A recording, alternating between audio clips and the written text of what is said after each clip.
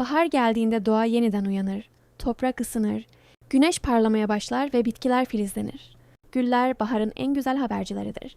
Kış boyunca dinlenen tomurcuklar artık açmak için hazırdır. Her bir gül farklı bir renk ve koku ile doğayı süsler. Açan güller sadece göze hitap etmez. Böcekler ve kuşlar için de besin kaynağıdır. Böylece doğadaki canlı döngüsü devam eder. Bahar, güller ve doğa her yıl tekrar eden bir mucizeyi bize gösterir.